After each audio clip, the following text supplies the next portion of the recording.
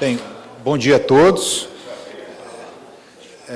Vamos aqui ao nossa terceira audiência pública, da Previdência Complementar, audiência pública a respeito das soluções e modelos de planos de previdência. Então, primeiramente, eu gostaria de agradecer aos dois palestrantes, o Dr. Edson Duarte Jardim, consultor, atuário, professor dos cursos de pós-graduação em Previdência Complementar, ao Dr. Filinto Cernache, é assim que se pronuncia? Filinto Cernache Coelho Filho, consultor, atuário, especialista em Previdência Complementar.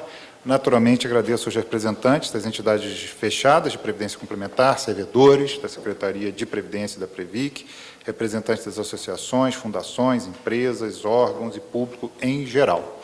Então, bem, vamos à nossa terceira audiência pública. Segue o mesmo padrão das anteriores, quer dizer, que não tem participação de governo, quer dizer, na verdade, a gente pede à sociedade como um todo para especialistas da área para fazerem apresentações e a gente ouve, isso está sendo gravado também, foi pedido para as pessoas que quiserem se pronunciar por e-mail, fazer perguntas, isso daí teve esse processo. Houve várias perguntas, Paula, por e-mail dessa vez? Como é que foi ali? No e-mail houve várias perguntas dessa vez? 6 propostas por e-mail, quer dizer, nas outras também. Isso daí depois ele comenta ao final, quer dizer, então é o processo natural que a gente tem aqui. Então, qual é o intuito desse encontro em particular? Promover o debate e colher contribuições sobre as possíveis soluções e modelos de planos de previdência, com vista a subsidiar estudos e formulação de políticas públicas com o objetivo de desenvolver, aprimorar e fortalecer a sustentabilidade do regime de previdência complementar fechado. Nesse caso em concreto de hoje, discorrendo especificamente sobre os seguintes aspectos, claro que outros também podem ser abordados ao longo da apresentação. Necessidades e expectativas dos novos trabalhadores em relação às soluções previdenciárias previstas para o regime de previdência complementar, o estado da arte, tanto aqui no Brasil quanto no resto do mundo, em relação às novas soluções previdenciárias e modelos de planos ofertados no âmbito do regime de previdência privada, o papel dos participantes, instituidores e patrocinadores, participantes e assistidos, como partes do contrato, em linha com as novas arquiteturas dos planos de benefício e a realidade social e econômica, e o fortalecimento do contrato previdenciário privado como um instrumento de deveres e direitos. Então, a gente vai ter 2 apresentações, meia hora, 40 minutos, tudo bem? Para cada um dos palestrantes. Inicialmente, a gente começa com o Edson, lendo o currículo dos dois, tanto do Edson como do Filinto, um currículo bastante amplo. Então, lendo um resumo, o Edson Duarte Jardim é MBA em Finanças pelo INSPER e bacharel em Ciências Atuariais pela Universidade Federal do Rio de Janeiro, a UFRJ. É professor e fundador dos cursos de gestão de entidades fechadas de previdência complementar, o MBA, em Gestão Atuarial e Financeira, na FIPECAF USP. Eu fiz esse curso aqui em Brasília, já tem tempo. Possui, mas eu acho que você não foi meu professor, não me recordo. Ele tem mais de 30 anos de experiência profissional, atua diretamente no ramo da previdência privada, passou por empresas como a Towers Watson, a Mercer, Buck Consultants, e participou também como consultor, aqui no Brasil, do Banco Mundial na implementação da supervisão baseadas em riscos na Previc. E, atualmente, ele é sócio-diretor da Luz Atuarial. Então, Edson, por favor, você pode fazer aqui sua apresentação? Tá?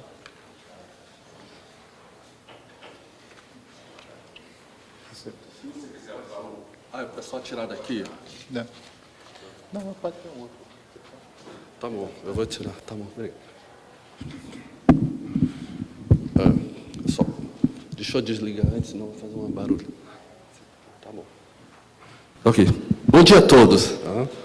É um prazer muito grande estar aqui. Vocês vão notar que eu vou me mexer muito. Eu não consigo ficar parado. Eu vou me sentir numa prisão se eu ficar ali no púlpito. Ok. E quando o Paulão me convidou para falar sobre esse assunto, ele falou assim, pense no futuro da Previdência. Eu falei assim, Aí eu fiquei assim meio encasquetado, o que eu vou apresentar, o que eu vou discutir. Até que cheguei a questão seguinte: a gente tem que pensar para pensar no futuro da Previdência, a gente tem que pensar no futuro das pessoas. Quem são essas pessoas que vão ter os novos planos? Então, são as novas gerações. Tá? E o nosso mundo está mudando muito rápido. Tá? É uma velocidade assim que é difícil de acompanhar. Você tem vários fatores que estão fazendo com que haja mudança muito rápida no nosso mundo, no modo de pensar, nos comportamentos, tá? Na visão do mundo, de como lidar com dinheiro. Tá? Então, isso, a Previdência Complementar, eu acho que tem que acompanhar isso. Senão, ela está fadada a ter problemas. Mesmo porque, do jeito que está, assim, se as empresas, se os órgãos reguladores não acompanharem, a população vai arrumar um jeito, vai fazer. Vocês veem várias iniciativas, todo mundo falava desses novos meios, Airbnb, Uber, não sei o quê. Tinha uma necessidade, alguém chegou, teve a ideia, lançou, está funcionando, todo mundo, isso não vai funcionar, e está aí. Tá? Então, a gente tem que estar atento a isso. Acho que é aqui. Isso aqui é só uma introdução, tá? Vou falar um pouquinho sobre planos até hoje, vou gastar 2 minutos com isso. O contexto atual, futuro, vou falar sobre os milênios, né? Tem alguns aqui, tá? Eu não faço parte disso, tá? E qual seria o modelo de expansão, tá? Algumas experiências internacionais e a sugestão aqui para o Brasil. Na verdade, quando eu falo sugestão, não estou nem falando para o Brasil, porque o mundo não é mais só o nosso quintal. O quintal é o mundo inteiro. Tá? Não tem mais como você pensar só do jeito e aqui na nossa cultura, no nosso jeito de pensar, na nossa língua. Tá? Quando pensar, pense que você está pensando, o quintal é bem maior. É uma grande cidade que nós temos. Tem que ser para lá. Como eram os planos até hoje? Só para dar um contexto, né?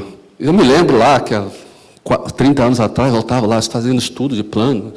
Aí todo mundo pensa, reposição salarial, recompensar a carreira, a lealdade do empregado. Aí ficava aquela coisa, eu entrei aqui e vou me aposentar. Tinha toda essa visão, tá? Tanto do lado da pessoa, como da empresa, né? Ela queria recompensar, queria atrair, na verdade, queria reter aquela pessoa e premiar. E depois, mais tarde, entrou mais a competitividade. Aí apareceram lá os planos, né? Começaram os BDs, depois os CDs e os CVs. E funcionou até hoje. Tá? Isso no plano corporativo. Só que nos individuais não tem muito. Basicamente, você tem hoje PGBL, VGBL, e a entidade fechada evoluiu para os planos institucionais e tem lá um plano aí de ter planos setoriais. Tá? Mas se a gente pensar bem, essa parte de planos individuais, assim, desculpe se tem alguém aqui, as entidades abertas, para mim, falharam muito nisso. Eles não têm, na minha visão, bons produtos para oferecer.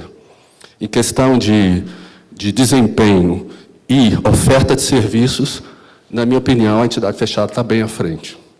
Tá? Mas isso não quer dizer que ela não tenha que mudar. Ou que, na verdade, estou dizendo o seguinte, se a gente está pensando no futuro, vamos deixar um pouquinho de lado isso aqui. Como é que a gente tem que ter essa visão? Qual deve ser a nossa visão para pensar na previdência complementar futura? Pensar nessa geração aí. Os milênios, geração Y, e já tem a Z. Tá? Estão começando a ter maioridade daqui a pouco. Tá? Quem são essas pessoas? Tá? Alguém já viu? Vocês têm contato, naturalmente, muitos têm filhos e têm essa... Eu coloquei aqui uma coisa para apresentar. Né? São esses o grupo, né? Aquele pessoal que está agitado, não sai, está sempre conectado. As características estão sempre conectados. Tá? E outra característica desse pessoal é eles querem customização. Eles não aceitam uma coisa pronta. Outra grande característica, eles querem participar. Se você está num ambiente em que ele não pode contribuir, que ele não se sente valorizado, que ele quer estar num local que tenha um propósito e que ele possa... Não, esse propósito eu sigo. Tá? Então, você vier com uma coisa pronta para essa geração, ele vai começar a ter alergia, ficar assim. Né? E eles estão sempre conectados, e eles estão sempre prontos para colaborar. Tá? É incrível, assim, você tem uma coisa, eles lançam lá no Facebook uma coisa, no WhatsApp, e de repente viraliza e todo mundo já sabe. É uma coisa assim, que antes levava até semanas para ser divulgado, leva minutos. E está todo mundo sabendo, e estão todos dispostos a contribuir. Então, é essa geração que você tem. E eles têm um aspecto individual. Essa customização, eles querem algo que seja para ele. Mesmo, né, só continuando, né, assim, mesmo no momento, que é uma grande característica, mesmo aposentando, relaxado. E outra questão, essa geração, ela valoriza a qualidade de vida. Eu acho que me viu a nossa geração trabalhar muito, e eles valorizam isso. Então, mas uma coisa é fato, mesmo no momento de relax, eles estão conectados. Então, eles têm informação a qualquer tempo, e eles querem isso. Algumas tendências. Globalização. Como eu falei, o quintal não é mais o seu, o quintal é único, é uma grande cidade. Você não tem mais, não dá para pensar só no nosso ambiente, na nossa cultura, tá? E ficar aqui. Você tem que pensar que é o mundo todo, está todo mundo conectado. Em alguns segundos, uma notícia aqui, alguém lá no Sri Lanka pode já ter acesso. E compartilhar e dar opiniões, outra característica, né? Adora dar opiniões, né? Para o bem e para o mal, né? Vocês têm experiência, principalmente no Facebook, WhatsApp, tem coisas que são muito boas e tem coisas que chega a passar a ser rude, né, em alguns comentários. Outro ponto, a mobilidade, pessoal. Por que estou falando da mobilidade? Hoje em dia, com a tecnologia, pouco importa você, aqui, ó, você carrega o seu trabalho. Está tudo aqui. Aliás, eu já vi alguns bilhetes falando assim, eu não posso perder meu celular, minha vida está toda lá. Alguém já ouviu isso? Né? Minha vida está lá. Se eu perder isso aqui, minhas fotos, os meus comentários, o trabalho está aqui. Não importa onde você esteja, você pode trabalhar, porque ele está aqui, ó.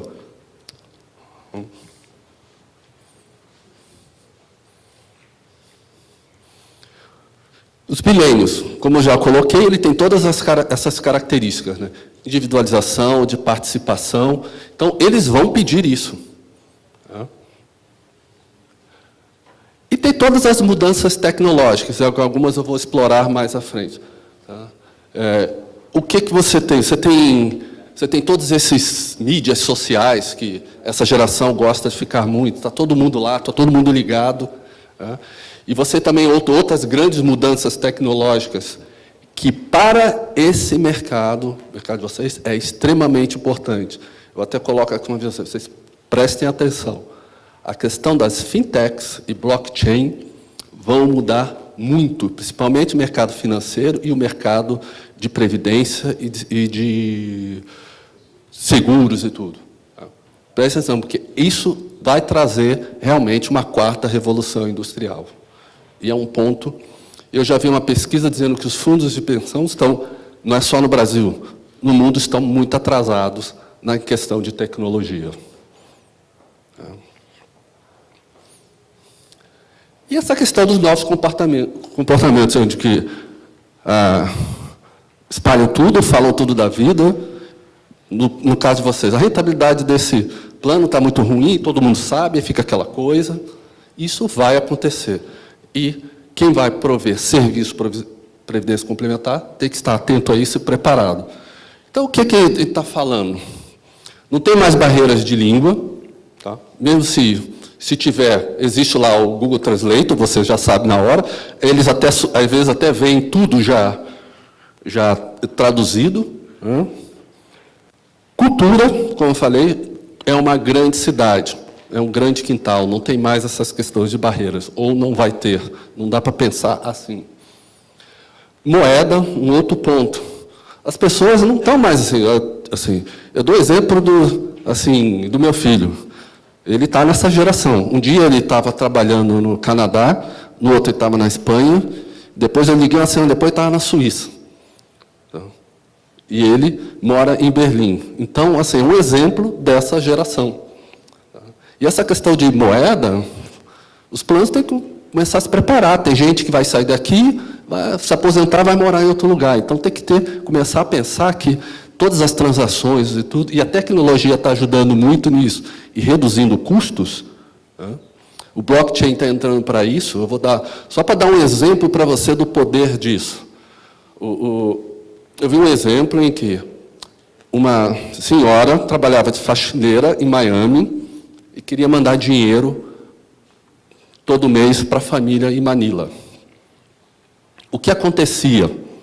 Ela tinha que ir o jeito mais, se tinha nesse Western Union, essas coisas. Não? Ela, para fazer isso, ela tomava metade do dia, tá? Porque ela tinha que se deslocar, ir lá e fazer. Custava de 10% a 20% do que ela mandava, e a pessoa do outro lado recebia 5 dias depois. Apareceram essas fintechs e tecnologia de blockchain, que dá uma segurança. Hoje em dia, ela custa 2% e, em 5 minutos, a outra pessoa tem dinheiro na conta. Para vocês terem uma ideia do que essa revolução pode fazer. E essa questão de não ter mais essa barreira de localização física. Você vai estar em qualquer lugar e o seu mundo, tá? A sua vida e seu plano de aposentadoria vai estar aqui. Ó. Você vai carregar. Então, nesse conceito, não tem mais plano da empresa tal. Não, é o meu plano.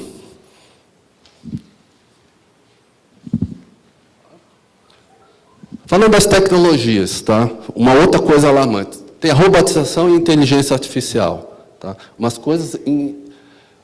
Eu vi lá um estudo da Century dizendo o seguinte: serão 47% da força de trabalho em 2025. E 2025 está aí. Tá? Então, veja quantas posições vão sobrar. Tá? 43% da folha de trabalho, da força de trabalho dos Estados Unidos, serão de freelancers. Porque o mundo mudou. Nas empresas não vai fazer mais sentido ter alguém, as pessoas que foram até no Congresso e viram aquela apresentação do Han Karan, ele falou, as empresas modernas têm 3 níveis. O que vai fazer, o grande skill que vai prevalecer é adaptação. Você vai ter que se trabalhar adaptativo, você ter essa capacidade de se adaptar à necessidade daquele momento, aquele projeto. Então, as pessoas vão se reunir e cada um diz, aí eu faço as partes, eu faço as partes. Pode ser que ele nunca tenha feito aquilo e não foi construída uma carreira para aquilo, porque ele tem que estar sempre pronto para se adaptar e mudar e fazer coisas novas. Isso é importante, que lembra que a gente está aqui num contexto de vínculo empregatício. Então, a gente tem que pensar que não vai mais fazer sentido isso.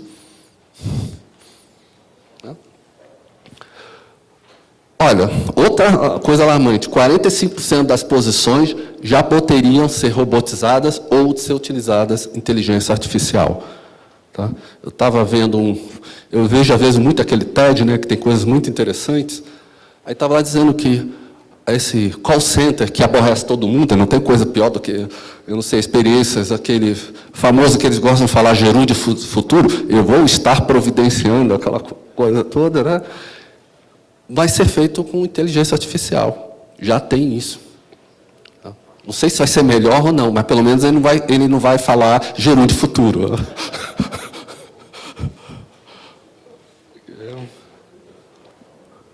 E segundo, olha que interessante, o segundo Fórum Econômico Mundial, 1/3 das profissões necessárias para 2020.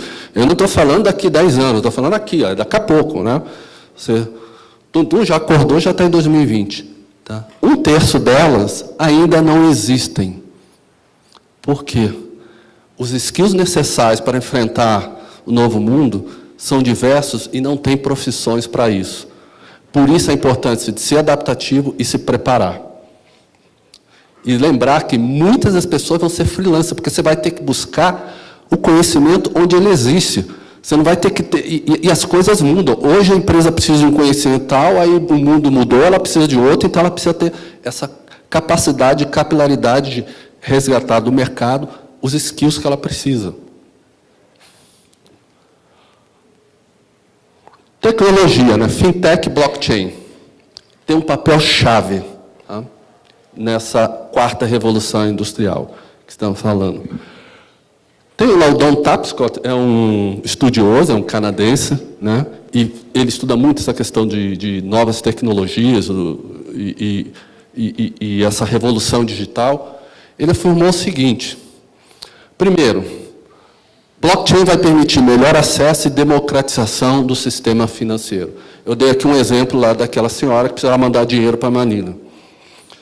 Pensa bem, e outra coisa, o banco digital. Vocês não têm ideia da força disso. Para vocês, eu vou te dar um número. Tá? Foi estimado que, nos últimos 5 anos, por causa dessas fintechs e novas tecnologias, no mundo, olha o número, 700 milhões de pessoas que não estavam não faziam parte dos bancos, não estavam no mercado financeiro, porque não eram clientes, não tinham contas em bancos, entraram. A gente está falando de 700 milhões de pessoas, 700 milhões de consumidores.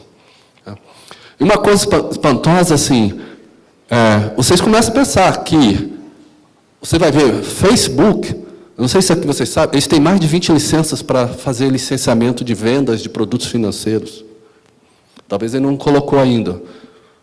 Quem imaginaria, mas agora eu acho que, se eu disser aqui, vocês vão dizer assim, vocês acham que o Amazon vai vender seguro? Você já está lá, já tem a plataforma. Ele vai vender seguro, vai vender previdência, vai vender vários serviços. Tá? E outra coisa, não é só essas grandes. Você tem esse movimento das fintechs, que são essas que entram onde tem um mercado que não era bem atendido. Tá? Eles entram, então eles estão assim, eu estava vendo uma empresa americana, que é uma outra coisa que o Brasil, aí é um recado para seguradores de sinais abertos. Por favor, evoluam, porque vocês têm um grande risco, porque vocês, assim, não oferecer rendas, oferecer esse PGBL, que você não sabe nem como é que vai receber, que está mais parecido com um produto financeiro com baixa rentabilidade, eles têm que mudar. Tá? O que ela faz? Ela pega oportunidades. Eles têm lá um aplicativo que ajuda a pessoa a comprar rendas diferidas. Ele economiza, aí o aplicativo o ajuda a negociar e comprar as rendas. Então, ele está fazendo... O que é isso? É um plano de previdência. Ele pode pegar as economias, ou até dentro da proposta, aqui, a proposta que eu vou colocar já agora não existe mais, acho que não vai mais existir plano da empresa tal, vai ser o meu plano. Eu decido o que vou fazer, eu decido onde pôr dinheiro, e eu carrego onde eu estiver, e eu decido que fundo eu vou colocar, como eu quero receber a renda, quem são meus dependentes. É isso que vai acontecer. Você pode oferecer toda uma plataforma, mas é assim que é, pelo menos, a minha visão sobre o futuro da Previdência.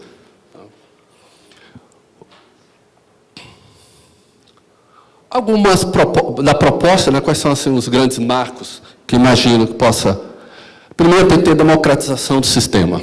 Tá? Nosso sistema, por todo o esforço, ainda está muito fechado. Tá? Tem que pensar em inclusão do mercado informal, é um mercado que existe e é grande. Tá? Canais melhores para autônomos e freelancers, tá? Que vão ser a grande maioria no futuro. Quando eu falo futuro, gente, é daqui a pouco, tá? Eu estou falando de 2, 5 anos no banco. Então, não é nem futuro, é daqui a pouco, na verdade. Tá? E fortalecimento do banco digital como uma plataforma para inclusão, tá?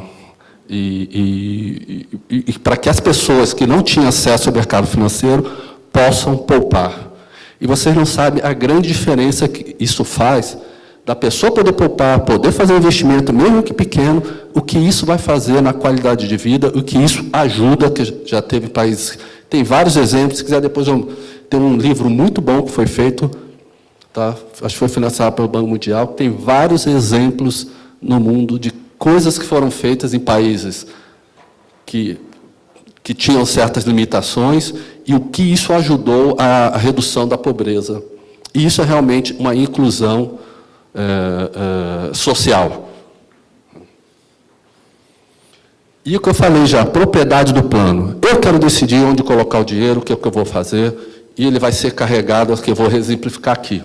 Então, onde eu estiver, eu tenho acesso, eu faço as mudanças, tá? Eu decido. Tá bom. Tá ok, obrigado. Total portabilidade. Tá? É lógico que tem as questões tributárias, mas eu estou lá no plano, aí olho naquele aplicativo, tenho uma grande oportunidade de comprar uma renda diferida, e eu, por minha característica, tá? Lembre-se daquela individualização, a minha característica, eu preciso de segurança. Então, tenho uma oportunidade de comprar uma renda diferida. Então, eu pego o dinheiro que está lá no meu fundo de aposentadoria e compro a renda diferida que deveria ser coberto por uma seguradora. Mas, no Brasil, isso não está funcionando. Fora do Brasil, está. Outro ponto que eu acho que tem, por causa de todas essas questões colaborativas, eu não vejo nenhum absurdo em que indivíduos se juntem, tá? Pessoas se juntem para prover uma empresa, um serviço de fornecimento de renda, por melhor esforço, por exemplo, sem ter a garantia, que eu acho aí meio perigoso, aí garantia tem quem tem que ter a seguradora, mas que vai fazer o melhor esforço para dar aquela renda reajustada pela inflação e que dure um certo tempo. As pessoas podiam se juntar. É aquilo que eu digo, se o mercado não reage, por causa da tecnologia que existe, a facilidade, a população vai acabar reagindo. E eu proponho, assim, na minha proposta, teriam duas gestões. Tá? Podem ser que seja a mesma, tá? Mas as gestões seriam uma acumulação de capital, outro pagamento de renda. Não necessariamente é a mesma instituição. Você poderia até ter separado. Tá? E essa acumulação de capital, com várias, você tem grandes, vamos dizer, grandes gestores. Como que seria? Tá? Pode ser empresas especialmente criadas para isso, tá? Com essa finalidade, mas está focado em investimentos e gerenciamento de risco financeiro. Esse é o principal dela. Mas, oferta de diversos fundos com cunho previdencial. Tá? Não é investimento. Não é investimento lá que você tem lá para outro tipo de consumo. Tá? Que tem essa visão, que sabe que... Ó, tem um eco aqui do... que tenha essa... ele possa planejar para que sabe que aquilo vai gerar uma renda. Tá? Habilidade para distribuir em bancos digitais, tá? Para não ficar preso. Tá? Uso de tecnologia blockchain para redução de custos e outras tecnologias. Tá? Eu fiquei espantado com essa tecnologia quando eu estudei mais a fundo, porque, como na minha ignorância, né, blockchain, é aquela coisa de Bitcoin. Não, não é isso. É toda uma forma de escrever, de se colocar, para oferecer segurança e rapidez a baixíssimo custo. Uso de plataformas inteligentes para auxiliar o participante a fazer a escolha. Isso vai ser necessário. O que é? Que fundo você quer? Tem todas aquelas características para ele acompanhar o fundo dele.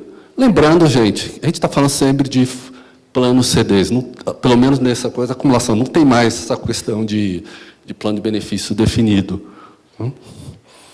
Tem mais segurança para o sistema. Por quê?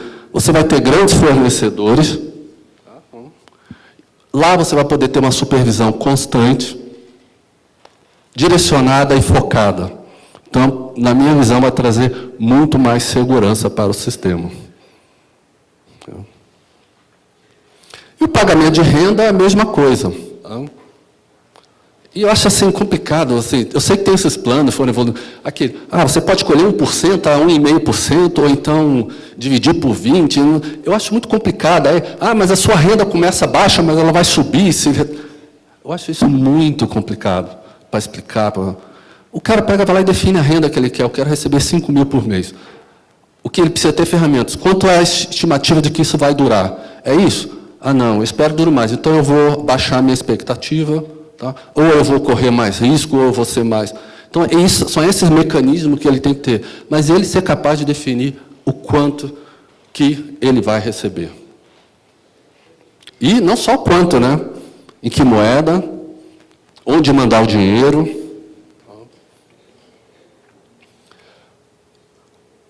Já falei. E aquela coisa, as seguradoras precisam começar a repensar no Brasil e começar ser uma grande fonte de quem quiser essa segurança, ter renda vitalícia, é com eles.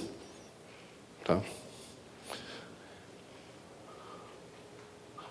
Minhas conclusões são, os principais drivers são o seguinte, eu acho que tem que ter acesso universal. Tá? Eu sei que está sendo feito grande esforço desse plano família e tudo, mas tem uma grande quantidade de população que não tem acesso. Tá? E mesmo os freelancers, você tem lá os planos instituídos e tudo, mas nem todos estão lá. E aí você vai dizer, mas a entidade aberta preenche isso. Não preenche, porque não está preenchendo. E eu digo, o produto não é bom. Como é que alguém vai... Eu tenho um plano, que eu não tenho acesso digital à informação do meu plano. É um absurdo isso. Eu tenho que pedir, ligar para alguém para saber como é que está a rentabilidade e tudo. E sem diferenciação entre os veículos. Na verdade, acho que a proposta aqui é como se fosse um novo, né? Uma entidade nem fechada nem aberta, a entidade Z, em homenagem à nova geração Z, que são os pós-milênios. E outra coisa, essa portabilidade do plano, que eu estou dizendo, ele carrega o plano. Eu escolhi onde eu quero investir. Tá? Se eu não gostei mais desse fundo, ele transfiro para outro lugar. Então, ele é que vai fazer, ele é que vai customizar. O que ele precisa é de ajuda. E, para ajuda, é tecnologia. Então, acho que as entidades, os grandes provedores de presença complementar, eles vão ser um grande portal tecnológico, é um grande front office. Aquilo é que vai importar. Que é isso onde as fintechs estão. Elas já perceberam isso, elas crescem muito, por quê? Eles querem o contato com a pessoa lá. Todo o outro trabalho lá, de contabilizar, ela deixa para as instituições financeiras normais. Eles já perceberam isso.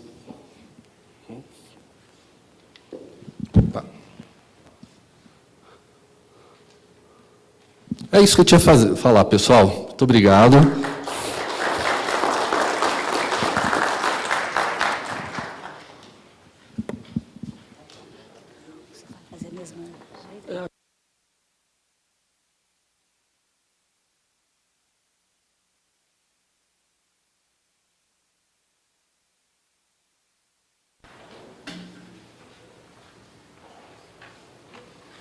Ok, Edson, muito obrigado. Bem, vamos dar sequência, então, para a segunda apresentação de hoje, do Felinto Sernache Coelho Filho. Felinto é graduado em Ciências Atuariais pela Federal do Rio de Janeiro, UFRJ, e é membro do IBA, Instituto Brasileiro de Atuária. Ele é atualmente diretor da Willis Towers Watson e, na Towers, ele é líder da área de consultoria e soluções em previdência privada na América Latina. Isso engloba projetos nas áreas de aposentadoria, desenho de planos de previdência privada, avaliação atuarial e estudos de ALM. O Felinto ele tem mais de 30 anos de experiência em consultoria atuarial para benefícios, é coordenador regional do Comitê de Aposentadorias e membros do Comitê Regional de Inclusão e Diversidade da Willis Towers Watson.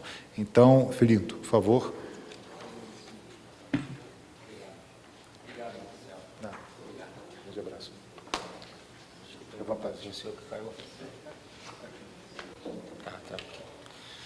Muito bem, muito obrigado, Marcelo, obrigado, bom dia a todos. Eu estava conversando com o Edson no Congresso da ABRAP, e quando nós recebemos esse convite para fazer essas apresentações. E, naquele momento, a gente combinou de ter um encontro prévio a esse debate, onde a gente exploraria o que a gente levaria para vocês. Não acabou dando certo esse encontro. E esse encontro aconteceu hoje pela manhã, com as apresentações já prontas. E, para minha surpresa, houve uma convergência, e que eu acho importante porque reforça muito dos pontos que a gente vai tratar aqui, em relação a para onde a gente está apontando e a nossa opinião em relação ao futuro do trabalho e o futuro da previdência complementar incluída nesse contexto. Então, o que eu gostaria de explorar com vocês hoje aqui, um pouco daquilo que falei recentemente para um grupo de atuários no nosso Congresso Brasileiro de Atuária, que aconteceu recentemente, onde a gente falava um pouco sobre o futuro da profissão do atuário dentro desse contexto. Trouxe algumas coisas para trazer para vocês ali. O que difere e o que complementa o que eu vou trazer aqui em relação ao que o Edson trouxe? Eu vou trazer algumas evidências para vocês, algumas evidências que confirmam aquilo que o Edson trouxe, não é? Então, eu vou separar minha apresentação em 3 partes. A primeira parte, a transformação que está acontecendo no ambiente de trabalho, baseado no futuro do trabalho, como as empresas estão reagindo a toda essa mudança tecnológica. A segunda parte, o comportamento dos indivíduos. Como é que as pessoas e os hábitos das pessoas lidam com essa questão da previdência complementar e da formação de poupança para o futuro. E, para a terceira parte, apresentar algumas propostas em relação ao que já foi colocado aqui com o Edson. Se vocês concordam com essa jornada começa agora, termina em 30 minutos, e essa é a contribuição que eu gostaria de trazer para vocês. Vamos começar com o ambiente corporativo do século XXI, isso que nós falamos agora nas evidências que eu gostaria de trazer para vocês. Mais do que a evolução rápida na linha do tempo em relação à tecnologia, que é esse eixo de cima, né, que fala da linha do tempo, eu gostaria de chamar a atenção de vocês para o eixo de baixo, né? Na linha do tempo, a quantidade de usuários e de pessoas conectadas na internet, em todas as formas que estão acontecendo de conexão hoje, que o Edson falava há pouco. Olha para isso, em 2020 nós vamos ter 50 bilhões de pessoas, de conexões, de equipamentos vinculados a toda essa questão da internet das coisas. É uma revolução gigantesca. Então, a gente sai de 2010 para 2020 multiplicando por 5 esse acesso. E como é que isso está acontecendo ao longo do tempo, né? O que eu gostaria de chamar a atenção para vocês dessa parte aqui, aquilo que os especialistas, esse slide foi apresentado no Fórum de Davos, em janeiro desse ano, por alguns cientistas da nossa empresa, e que ele mostra basicamente o seguinte: essa parte da terceira revolução industrial, onde a gente vai resgatar os últimos 150 anos, né, dentro desse processo de evolução tecnológica, ela foi caracterizada pela democratização da informação. O que significa isso? As empresas perceberam, nessa época aí, que vai da época de década de 60 até a década de 90, que as questões relacionadas a custos, qualidades e gestão de riscos poderiam ser terceirizados. Foi a época onde houve a maior parte de terceirização das organizações. Terceirização de quê? Do trabalho físico. Então, muitas empresas começaram a mandar para o exterior alguma coisa que ela produzia aqui. Recebia de volta com mais qualidade, com um custo menor. Então, foi a base desse momento aqui. Vocês, algumas pessoas dessa geração lembram, que é parte da minha geração, lembra da época da reengenharia, que aconteceu muito na década de 90? A reengenharia, que não foi aplicada da forma como deveria, porque as empresas traduziram, tecla SAP, em reengenharia, cortar pessoas, né? A reengenharia trouxe uma economia na ordem de 25% no custo das organizações, reduziu o custo em 25%. Por que eu trago esse dado para vocês? Porque agora nós estamos falando da quarta revolução industrial. E a quarta revolução industrial, ela não terceiriza mais o trabalho físico, ela terceiriza o trabalho intelectual. É a revolução cognitiva. É a revolução onde a gente vai ter a desconstrução do trabalho em atividades. O que as organizações estão fazendo hoje? Olhando cada setor da organização e verificando aquele trabalho que é feito em cada setor da organização, o que pode ser feito por um terceiro, o que pode ser feito por uma máquina, o que pode ser automatizado. E depois que ela faz isso, ela leva esse trabalho, essa atividade para fora do seu âmbito E ela reconstrói esse trabalho recebendo de volta a um custo muito menor do que ela fazia quando ela produzia isso internamente. É isso que está acontecendo nesse processo hoje, dessa questão do aprendizado das máquinas, fazendo o trabalho cognitivo que até então era feito pelos indivíduos. E qual é a expectativa de redução? Agora guarda essa informação. Segundo os cientistas que apresentaram esse slide em Davos, a expectativa de redução de custo para as organizações, nesse processo mais eficiente, é de 60% a 80%. Então, se em 90 nós tivemos, na década de 90, uma redução de custo na ordem de 25%, a expectativa é de 60% a 80%. De onde vem essa redução? Reflexão para vocês. Eu acho que esse é um grande ponto que a gente precisa avaliar. Então, dentro desse contexto como um todo, a relação de trabalho está definitivamente mudando, confirmando os fatos que foram apresentados há pouco aqui. Os empregos tradicionais, que muitos dos nossos aqui estamos vinculados, ele está se transformando numa variedade gigantesca de forma de prestação de serviço, naquilo que eu chamo dessa desconstrução do trabalho interno. Então, as empresas estão cada vez mais, e isso chega rápido, chegou lá fora e vai chegar aqui no Brasil, usando os terceirizados, os trabalhadores independentes, as alianças com organizações, com ONGs, para formar um trabalho, a plataforma de talentos, trabalhos voluntários e, obviamente, a introdução da tecnologia dentro desse processo. O que eu gostaria de chamar de evidências para vocês? Como é que eu comprovo o que está acontecendo para vocês? Nós fizemos uma pesquisa agora em 2017, que foi chamada de O Futuro do Trabalho. E o que eu gostaria de trazer para vocês? Essa pesquisa, ela foi elaborada basicamente, olha o extrato dessa pesquisa, para vocês terem uma ideia da amplitude que ela trouxe para nós. Foram 909 empresas participantes em 38 países. Aqui um pouco do extrato dela, eu chamo a atenção para vocês no lado esquerdo, está vendo aquela faixa azul ali? Eu não sei se eu tenho um pointer aqui, talvez. Está vendo essa faixa aqui, ó? São as empresas da América Latina, 154 empresas da América Latina que responderam a essa pesquisa em relação ao futuro do trabalho. Eu vou chamando a atenção para isso, porque é um contingente grande de empresas na nossa região, e empresas brasileiras também. Então, eu queria trazer um extrato dessa pesquisa para vocês, para basear nessas evidências. Eu escolhi apenas um item dessa pesquisa para poder falar dessa transformação do ambiente de trabalho e depois eu vou mover para falar da transformação do hábito das pessoas, tá bom assim? Eu ainda estou na primeira parte da apresentação. E o primeiro mito, qual foi? A automação no ambiente de trabalho terá um impacto bastante negativo nos empregadores e nos empregos de uma maneira geral. Afinal de contas, de onde vem aquela redução de 60% a 80%? Então, essa foi a afirmação que foi dada para as organizações. Você concorda? Concorda plenamente? Discorda? O que você pensa, organização, dessa frase? Não é? Olha o que foi, basicamente, o que a gente chamou de realidade. As empresas responderam assim, olha, a automação ela resultará numa combinação ótima entre trabalho, pessoas, talentos, novas competências e uma nova relação de trabalho, diferente daquela que a gente tem até então. Então, as organizações estão dizendo, sim, eu entendo que isso vai fazer uma coisa melhor, ela não vai ser só uma coisa negativa, o que está acontecendo, essa revolução, essa quarta revolução industrial. E aí eu queria trazer esse quadro para vocês, para mostrar essa evidência. Está vendo essa ponta a mais aqui? Ó? Ela basicamente está dizendo o seguinte, essa coluna aqui, ó, em lilás, representa o que acontece hoje, e a coluna em verde representa o que vai acontecer, o que as empresas responderam que vai acontecer nos próximos 3 anos, tá bom? Que empresas são essas? Olha para mim aqui, ó.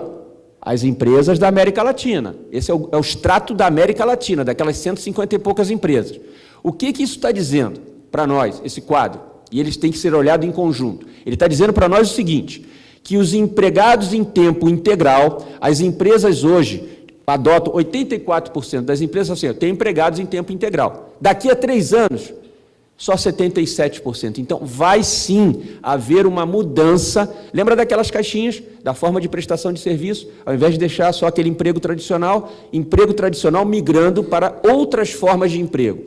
Então, da mesma forma que as empresas dizem, eu vou reduzir os meu tipo de trabalho em tempo integral, elas estão dizendo também, eu vou aumentar o tipo de trabalho em tempo parcial. Eu vou aumentar o meu contingente de trabalhadores independentes. Eu vou aumentar a minha utilização de consultores externos. Para o nosso bem, né, Edson? Tem uma notícia boa aqui para esse processo. Desse processo, eu vou aumentar a quantidade de trabalhadores cedidos por ONGs e coisas dessa natureza. Então, quando as pessoas encaram o fato de que essa revolução tecnológica ela vai acabar com muitos empregos, isso é uma verdade, mas ela vai aumentar outras oportunidades na outra ponta. E aí é que entra o grande desafio para nós aqui no Brasil. Na medida em que as empresas aumentam essas oportunidades em outros modelos de contratação, as pessoas vão precisar, falando igual o gerúndio lá do cara lá do atendimento, as pessoas precisam estar preparadas para o futuro, qualificadas para isso. E é isso que é o grande desafio do Brasil nessa nova relação de trabalho. A qualificação das pessoas vai gerar um contingente de pessoas, de fato, com uma necessidade de sobrevivência muito grande e talvez não preparadas para o novo ambiente de trabalho que já chegou. Muito bem. Dentro desse contexto, quais são os objetivos e o que as pessoas precisam fazer no futuro? Primeiro, aprimorar as suas competências. Segundo, produzir com mais velocidade. Terceiro, gastar menos tempo em processos desnecessários. Os exemplos já foram dados aqui. Então, dentro desse contexto, as habilidades, eu selecionei aqui um dado que eu retirei de uma pesquisa que saiu na revista Você S.A. ainda há pouco, agora no mês de agosto, as 5 competências que terão maior demanda no mercado de trabalho em 2030. Está longe? Está perto? 2030. Vê o que vocês acham disso. A primeira é estratégia de aprendizado. Aprender a reaprender. Como você, com a quantidade de informação disponível na internet, consegue fazer um processo adequado de aprendizagem, para o seu autoaprendizado. Segundo, fluência de ideias. Como é que você é capaz de produzir percepções diversificadas e criativas e fazer essa transmissão de uma forma adequada para que as pessoas entendam? É o que eu estou tentando fazer aqui agora. Terceiro, habilidade de pedir as coisas para as pessoas. Habilidade de instruir é algo essencial. Eu conheço muita gente muito inteligente com uma capacidade limitada de pedir o que ela precisa. E quando você pede mal, você recebe a coisa de uma forma dispersa. Quarta habilidade, aprendizagem ativa, né? A pessoa constantemente em processo de aprendizado para poder absorver as informações e tomar as decisões necessárias. E quinta, que eu acho talvez a mais importante, escuta ativa, né? A ouvir atentamente, absorver a informação, fazer as perguntas certas e, principalmente, não interromper quando o outro está falando, por mais chato que seja o seu interlocutor. Essa é uma habilidade que vai estar em alta cada vez mais dentro desse processo. Hoje a gente participa de conferência calls e as pessoas falam ao mesmo tempo. Em conferência call, tá certo? Imagina num diálogo desse, onde a gente está, só a gente. Então, essas competências elas vão ser importantes dentro desse contexto. Volto para aquela pesquisa, volto para a resposta da América Latina, volto para dizer para vocês, entre hoje e daqui a 3 anos, o que as empresas estão dizendo em relação à automação. A automação deverá aumentar a flexibilidade no trabalho e como e onde ele é realizado. Olha para isso aqui, ó. Aumentar a flexibilidade no horário de trabalho. 37% dos respondentes da América Latina disseram sim, estou aumentando. Olha o que ela pretende fazer em 3 anos. 67% vão oferecer alguma flexibilidade para os seus funcionários. Vou destacar esse outro aqui. Reduzir o número de empregados. Sim, está dito que sim. Aqui, ó. 37% disseram que pretendem reduzir o número de empregados e em 3 anos 57% vão reduzir sim. Vai sobrar mão de obra. A gente precisa se qualificar para tal. E por último, eu gostaria só de destacar isso aqui, utilizar mais a mão de obra externa. Hoje, 21% das empresas na América Latina utilizam mão de obra externa e elas pretendem chegar a 54%. Já deu para ter uma ideia do mundo que a gente já está vivendo? 3 anos, passa rápido.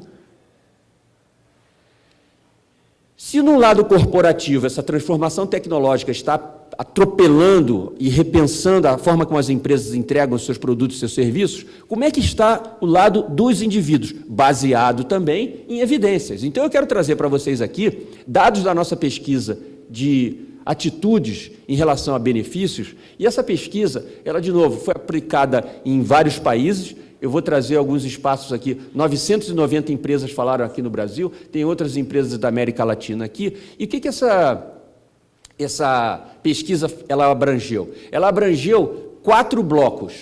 Ela abrangeu bem-estar financeiro, ela abrangeu preferências das pessoas em relação a benefícios, ela incorporou as expectativas das pessoas em relação à aposentadoria e ela falou sobre saúde e bem-estar. Tudo bem? O que nós vamos fazer aqui, eu vou pinçar 2 desses 4 blocos. E vou pegar 2 ou 3 perguntas de cada um desses blocos para mostrar para vocês, evidenciar para vocês aquilo que o Edson acabou de falar e que eu estou tentando transmitir aqui para vocês também. Perfeito? Então, vamos explorar isso aqui. Ó. Olha esse dado. No Brasil, empresas do Brasil responderam essa questão. Veja esse movimento junto aqui comigo. Ó. Idade esperada para aposentadoria, né? Já tem um contingente forte de pessoas se planejando para aposentar aos 70 anos de idade.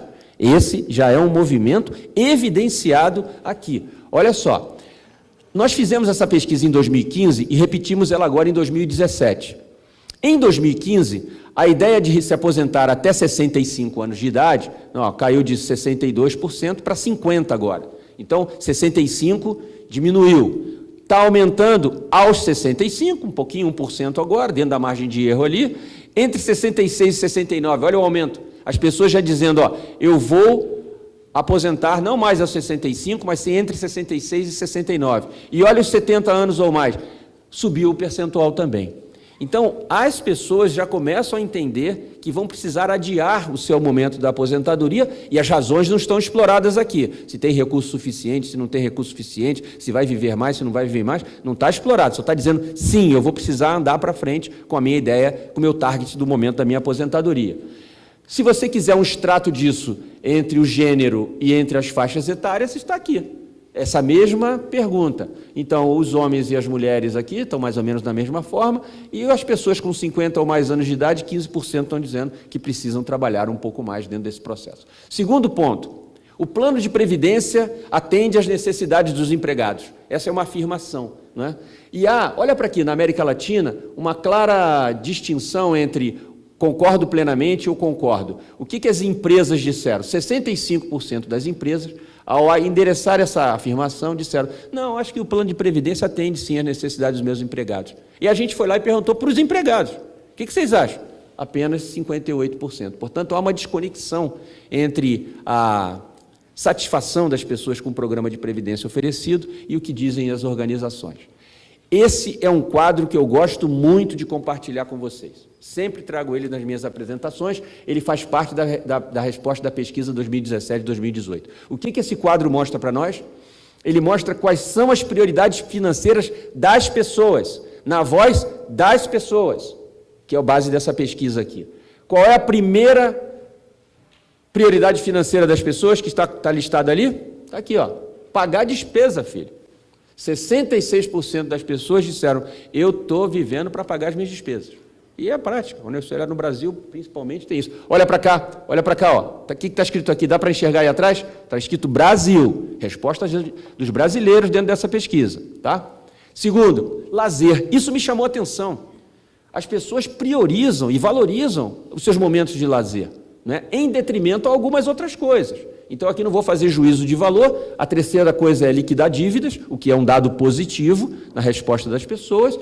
Fazer uma pequena economia para uma emergência, que é outro dado positivo, 46%. Fazer as despesas de moradia, aluguel, pagar financiamento de casa e tudo mais. E aonde aparece a aposentadoria? 8º lugar, com 27% da preferência. Então, quando a gente olha para o programa de aposentadoria e olha o hábito da pessoa nesse momento, vivendo nesse momento no Brasil, a pesquisa é agora de 2017 e 2018, a gente sabe que as pessoas têm outras prioridades. E eles sabem que eles precisam fazer uma poupança para aposentadoria. Só que ele diz assim, filho, se eu não sobreviver, eu não tiver comida no final do dia, eu não consigo estar vivo no momento da minha aposentadoria. Basicamente é isso que as pessoas estão dizendo aqui. Então, é com base nessas evidências que a gente precisa olhar para as propostas que nós vamos fazer dentro desse processo de fomentar a previdência complementar no Brasil. A gente não pode deixar de lado essa revolução que está acontecendo no ambiente de trabalho nas organizações e, de outro lado, a prioridade das pessoas. E são esses 2 elementos que convergem para a nossa reflexão na hora da gente falar de previdência complementar, de fomento de previdência complementar, de poupança para aposentadoria. Muito bem, aquele quadro da página anterior, traduzido nessa página aqui, agora por faixa etária. Exatamente o mesmo quadro, só que agora eu peguei as 5 principais prioridades, ó, vou voltar aqui só um pouquinho. Ó. Eu peguei as 5 lá, eu botei a aposentadoria também aqui e estou mostrando agora por faixa etária. Então, não foi dito lá que é para pagar conta? Não foi? A primeira prioridade não era para pagar conta? Olha por faixa etária. Todas as faixas etárias estão dizendo, eu estou vivendo para pagar minhas contas. Tá? É assim que interpreta esse quadro, essas setinhas. Tá? Vamos olhar essa setinha aqui, ó. Essa setinha vem falando aqui o quê? Lazer e entretenimento. Essa é uma realidade nessa galerinha aqui entre 20, 30, 40 anos e não é tão prioridade para o pessoal de 50 ou mais. Agora eu queria chamar a atenção de vocês. Onde que aparece poupança para aposentadoria? Aquela que era o 8º lugar lá na nossa lista anterior. Me mostra aí. Alguém pode me mostrar? Alguém já achou? Onde está a aposentadoria nesse contexto? Posso dizer que está aqui? Só aparece aqui, ó. Vê se essa questão de poupança para aposentadoria aparece nessa faixa etária. Não aparece nessa, pelo menos nas 5 principais. E aparece em 5º lugar para as pessoas de 50 ou mais anos de idade. Tarde demais para pensar nisso, moçada. Essa é a tradução dessa página. E é com isso que a gente tem que ir para o nosso almoço de hoje. O que a gente tem para o lanche hoje? É isso, é a posição das pessoas em relação a esse contexto. E como é que a gente fala em fomentar a previdência, em fomentar a poupança para a aposentadoria diante desse ambiente brasileiro? É esse o nosso desafio. É esse o nosso desafio aqui. Então, baseado nisso, é que eu construí, né, junto aí com alguns especialistas, as soluções. Enquanto esse futuro não chega, para quem pensa que esse futuro não chegou ainda, né, o que a gente pode fazer? Né? O que eu construí, então, aqui para vocês? Primeiro, 3 desafios e 3 soluções possíveis. A primeira, ampliar o número de poupadores de planos de previdência. Né? O segundo desafio, educação financeira dessa geração que o Edson muito bem destacou aqui, né? Dos milênios. E o terceiro desafio, o monitoramento e a correção de rota na formação de poupança para aposentadoria. Tá bom assim?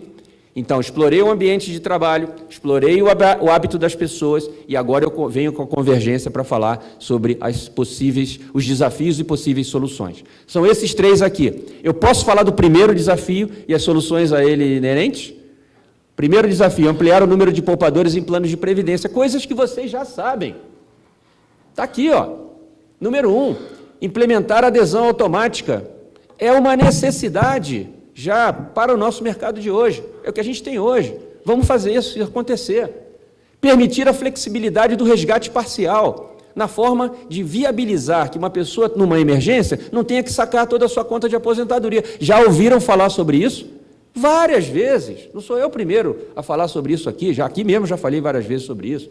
Implantar o tal do plano família. É isso, vamos botar, vamos expandir. Eu tenho um eixo familiar que pode expandir a condição de poupadores. Vamos levar essa proposta para as pessoas. Isso já está acontecendo? Sim, numa escala menor. E, por último, uma coisa que eu defendo há 30 anos, eu espero me aposentar vendo isso acontecer, que é a utilização de uma parte da contribuição para o fundo de garantia, contribuição futura, não estou falando de estoque, estou olhando para frente, para mover para uma conta de aposentadoria. Ouvi isso num dos programas de debate, eu não me lembro qual o candidato que trouxe essa proposta, gostei de ouvir isso, como cidadão, eu gostei de ouvir essa proposição, de usar um pedaço da conta do fundo de garantia, eu transferir, fala assim, não, põe na minha conta de poupança, no meu plano de previdência. Né? Eu gostaria de ter isso como cidadão, e eu não sei se vou chegar na minha aposentadoria com essa flexibilidade, mas eu acho que é algo que a gente deve considerar. Esses temas, esses 4, endereçam o primeiro desafio. Vou endereçar, né, essa questão do desafio para vocês. Tem muita gente de fundo de pensão aqui? Tem gente de fundo de pensão aqui? Obrigado por responder. Muito bem, o desafio de vocês, dessa liderança de vocês, gestores de fundo de pensão, são esses aqui. Entender como a tecnologia e a automação podem auxiliar na gestão. E aí, Edson, vamos falar, plano CD, tá certo? É isso que a gente tem dentro do nosso mercado. Então, a primeira é, desconstrua. Pega cada atividade do seu trabalho hoje, de cada área do seu fundo de pensão e verifique o que pode ficar, o que pode ser terceirizado, o que pode ser automatizado. Isso é um exercício importante para ser feito. Segundo, Definir os meios de atrair essas gerações, essa galerinha toda que o Edson mostrou no desenho ali. E eu acho que tem um caminho aqui, que foi exemplo da revista que eu dei entrevista agora, foi essa Investidor Institucional, não é isso? Que falou do quê? Gamificação. Eu não vou gastar tempo com isso aqui, mas é uma coisa que atrai a atenção dessa geração. Esses caras ficam mais conectados quando a gente traz coisas do dia a dia deles, que a gente tem que compreender, que a nossa geração tem que compreender. E, por último, engajar os participantes com a oferta de ferramentas certas para cada público-alvo. E aí eu quero explorar essa questão de ferramentas certas. E como eu falei que a minha apresentação é baseada em evidências, quais são as evidências que eu queria trazer para vocês? São essas aqui, ó. Educação previdenciária para a geração milênio, né? Uso das ferramentas, quero falar sobre elas, perfeito? Olha para isso, tá? O que significa? Primeira coisa, antes de eu entrar no... Que quadro é esse? Ele é um quadro que eu tirei lá daquela pesquisa de benefícios e atitudes, das respostas brasileiras dos indivíduos, quando perguntados assim, ó, se fossem oferecidas as seguintes opções para ajudá-los a administrar as suas finanças, quais delas você preferiria? Beleza? Não necessariamente previdência, mas as suas finanças de uma maneira geral. O que as pessoas responderam? E aí eu botei o quadrinho ali. Ó, aqui é uma lista de coisas que as pessoas responderam. E aqui, ó, nesse lado, ó, é o percentual de pessoas que respondeu. Então, vamos dar mais importante para menos votada, né? A primeira, o que as pessoas querem? Ferramenta para gestão de gasto, moçada. Então, antes de falar em previdência, me ajuda a abrir um espaço no meu orçamento para eu poder fazer a poupança? Faz isso comigo? Me ajuda? Então, é isso que eles estão dizendo ali. Ferramenta para acompanhar gastos, ferramentas para avaliar essa posição financeira, e o que você já trouxe aqui, né, Edson, essas questões da fintech já está aí atropelando, né, de coisas que a gente pode fazer. 42%. Consultoria individual. As pessoas pedem consultoria individual. Não quero falar com robô. Não quero. Estava falando desse negócio de call center, que já migrou para a máquina. O call center hoje, ele liga, aí você bloqueia o telefone. O que ele faz? Ele pega outro telefone e te liga, você bloqueia aquele. Perdeu essa guerra, filho. Vai gastar o teu iPhone todo, né? Porque essa guerra está perdida em relação a essa questão. Então, o cara quer falar, a pessoa quer falar com um consultor individual, tete a tete. Então, guardem isso. Terceiro, quer ter crédito consignado. Isso já tem. Ele está dizendo que quer. Estou retratando aqui, né, com uma taxa acessível, atraente. Felizmente, a gente já está atendendo isso. E outras questões também dentro desse contexto. Então, isso encara o desafio número 2. E o desafio número 3? Olha só. Viaja comigo nessa teoria. Eu tenho uma pessoa que já se convenceu de que precisa fazer poupança. Eu tenho uma pessoa que já está formando a sua forma de aposentadoria num plano CD. Beleza? O que falta para essa pessoa agora? Aconselhamento, que é o que veio na fase 2, e o que falta, por último, é alguma tecnologia que seja capaz de ajudar essa pessoa a corrigir eventuais desvios de rota para o objetivo futuro, lá dos R$5.000 que eu quero ter na época da aposentadoria, dos R$10.000 que eu quero ter na época da aposentadoria. Já existe aplicativos para fazer isso. Perceberam onde eu quero chegar? O indivíduo está poupando, ele está recebendo a orientação necessária e ele não quer ficar entrando num site toda semana para ver o que está acontecendo. Ele quer alguma coisa num app que avise para ela ou para ele que a rota do objetivo de formação de poupança dele está desviada. E como é que ele corrige essa rota? Eu vou chamar isso de... Tem lá o nome lá na nossa empresa de Total Easy, eu prefiro chamar de Waze Prev. O Waze Prev é um aplicativo que ajuda o indivíduo a corrigir rotas de formação de poupança. De que forma? É a inteligência artificial fazendo isso. Rapidamente, o que funciona esse chamado Waze Prev? O indivíduo vai lá, entra com login e senha no site da fundação e diz para o site da fundação os seus objetivos de aposentadoria, em termos de renda, sua condição social e tudo mais. A partir desse momento, essa pessoa vai passar a receber, através do aplicativo, as informações se aquela rota que ele havia estabelecido para atingir lá os R$5.000 está sendo atingida ou não. Se não tiver, o próprio aplicativo dá a condição da pessoa, 1, mudar o seu nível de contribuição. 2, mudar o seu grau de risco das aplicações financeiras, o seu perfil de investimento. Então, o app ele vai ser um fator de ajudar a pessoa a não se decepcionar na época da aposentadoria. Porque imagina, mesmo uma pessoa educada, que vai fazer a sua formação de poupança ao longo de 30 anos e que vai somente consultar o seu resultado final desse esforço que ela fez durante a vida toda aos 60 anos de idade. E lá ela se decepciona, não era isso que eu queria, não tem mais volta. Então, esse aplicativo, ele ajuda a pessoa, e talvez o fundo de pensão também, a dizer assim, ó, cara, eu te avisei, o app te avisou, você não corrigiu a rota porque você não quis. Essa é a tendência das questões tecnológicas que podem ajudar os fundos de pensão a sair desse lugar e subir para um estágio mais atraente para os indivíduos. Então, basicamente, aquilo que a gente vem falando aí, de tantas palavras que estão em voga aí, dessa questão da comunicação, da previdência privada, do futuro do trabalho, isso tudo que está atropelando a gente aí, a minha pergunta para os fundos de pensão aqui, para o governo, para o Estado é, nós estamos preparados para esse momento? Sim ou não? Não precisa me responder agora. Reflitam. Nós estamos preparados para essa revolução toda que já chegou na nossa realidade brasileira? O que eu gostaria de finalizar mostrando para vocês dessa questão de que o futuro é agora, e eu escolhi essa imagem, que ela para mim traduz muita coisa. Ontem mesmo eu recebi aqui no meu iPhone para atualizar para o iOS 12. Já receberam? 12? Já está chegando aqui. Aí a gente faz aqui, ó, você faz o quê? Você atualiza o seu celular, né? O modelo operacional dele. Aí depois vem uma outra atualização, e a performance do teu equipamento vai fazendo o quê? Cada vez menor. Na terceira atualização, o que você tem que fazer? Você tem que jogar fora esse e comprar outro.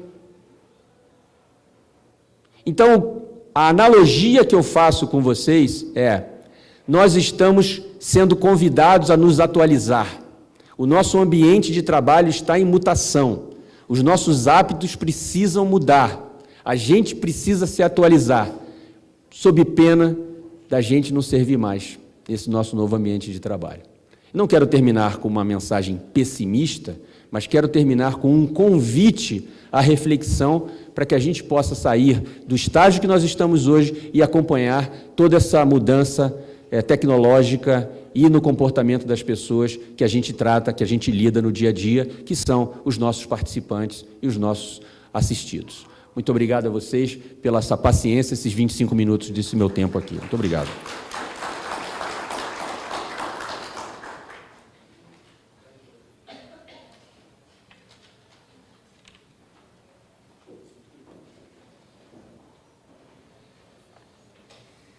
Bem, então, Fininto, muito obrigado, tá, pela apresentação.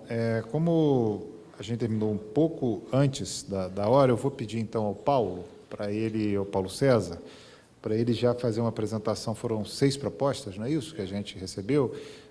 Vou pedir, então, para a gente antecipar isso. Você pode fazer e aí depois eu retomo aqui, tá bom?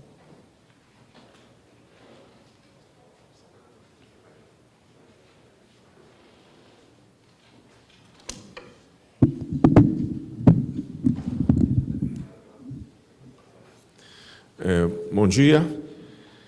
Bom, pessoal, satisfação ter vocês aqui.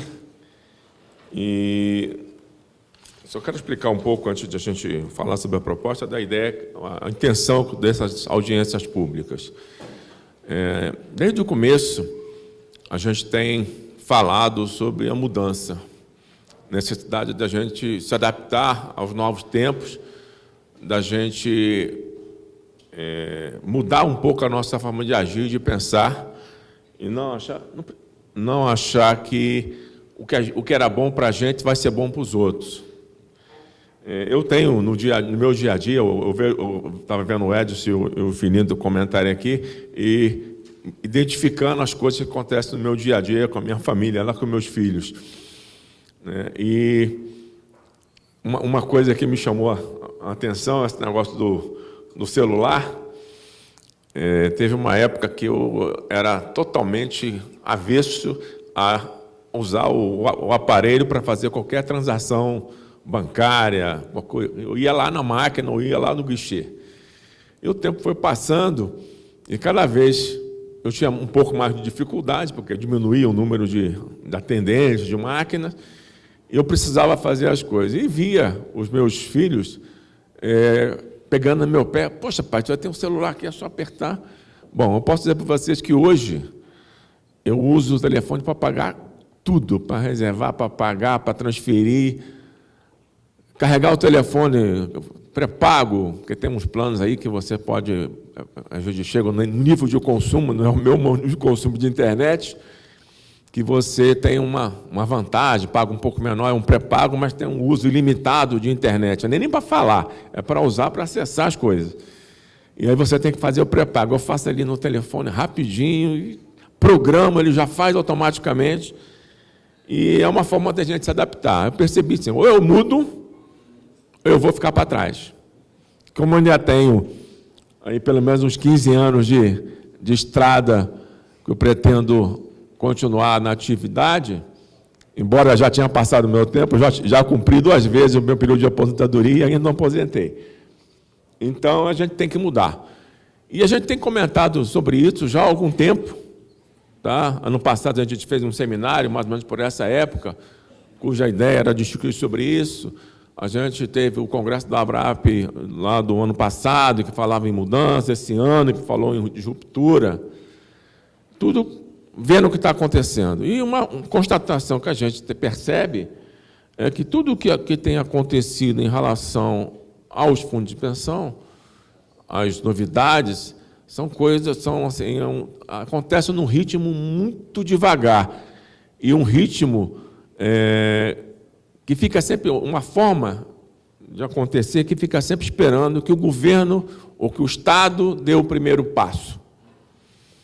A gente vê que o regime é um regime privado. Tudo que eles comentaram aqui, pode ter certeza que não foi nem o Estado, posso falar de qualquer país de primeiro mundo, com alto nível tecnológico, não foi o Estado que fez. Ele teve que se adaptar ao que estava acontecendo na sociedade. Né? A gente viu aqui a discussão sobre Uber, né? Se pode ou não pode o aplicativo. A gente está fazendo essa discussão agora, eles já fizeram lá na frente, ou lá atrás. Tá? Então, e não foi porque o Estado quis, aconteceu e alguém tinha que regular. Então, a ação do Estado hoje é mais de regulação, de tentar corrigir desvios de rota, alguma coisa do gênero. Mas a iniciativa de buscar a alternativa melhor sempre vem do meio privado, sempre vem das pessoas, sempre vem da sociedade. E o que eu percebo aqui, que eu já tenho assim, falado bastante tempo, é que as pessoas ainda estão naquela de esperar que alguém se mexa para depois dar outro passo. E a gente está ficando para trás. Né? As 3 audiências que a gente promoveu foi nesse sentido. O que nós precisamos mudar? Porque hoje a gente tem um regime que funciona, tem os planos com uma ou outra característica que funcionam, cumprem o objetivo, pagam benefício, tem um desvio, uma situação, aquela ou outra que a gente tem que acomodar, ou pelo menos contornar, gerir. Mas o objetivo do regime, pensado em 77, revisto em 2001, está sendo cumprido sem problema. Só que a gente não está vendo lá na frente. Quais os objetivos que esse regime tem que assumir para si, para possibilitar que os novos trabalhadores com essas características que o Filinto e o Edson apresentaram aqui, né, que são reais, quem tem filho, quem tem neto, né, quem tem amigo, ou até os próprios colegas mais jovens aí, sabe que o dia a dia é assim. Eu costumo sempre comentar aqui o caso na minha família, da minha filha. Né, que ela formou em Direito, ela nunca comentou que não queria se formar em Direito, ia ser juíza, terminou o curso 1 ano antes, sempre tirou nota boa, fez o concurso da ordem, passou de primeira, sempre ali. Quando terminou, ela disse que não queria mais, não queria advogar, não queria exercer a profissão de advogado. E começou a migrar, não sabia bem o que queria, achou que queria ser cantora, que ela tinha jeito para cantora, depois acabou desistindo, arrumou um emprego formal, fez um processo seletivo para uma área que ela nunca viu, que era finanças, foi para o mercado, foi contratada por uma empresa, ficou 1 ano nessa empresa, foi promovida 3 vezes num ano. No final do ano, ela pediu demissão. E o que ela disse? Por que ela pediu demissão? Porque ela estragou, ela perdeu a qualidade de vida, porque ela trabalhava dia e noite. Realmente a empresa exigia dela, e ela, como é um pouco, tem um pouquinho daquele orgulho de fazer bem feito, cumpriu os objetivos, atendeu aquilo que esperava dela até mais, foi promovida 3 vezes no ano. Ela entrou como uma analista, e ao final do ano ela era gerente de uma área de varejo da região centro-oeste dessa empresa, como uma grande empresa brasileira, multinacional, e ela pediu demissão, porque ela disse que ela estragou a vida dela, porque ela não podia ir para a academia, não tinha vida social, só vivia para o trabalho, não é isso que ela queria para ela. Quarta-feira que vem, ela está viajando para fazer uma pós-graduação em Madrid, como é que fala? Marketing digital. Tá? Vai ficar lá 14 meses e a intenção dela é ficar e continuar por lá. Mas ela, no primeiro momento, é fazer o marketing digital. Quer dizer, quem fez direito e agora quer exercer a profissão de marketing digital, tem um blog aí na internet que ela faz maquiagem, faz não sei o quê. Ela até provocava, porque ela dizia que ela queria ganhar dinheiro viajando. Eu ficava, me fala que eu também quero, porque eu sou gasto, pô. Mas ela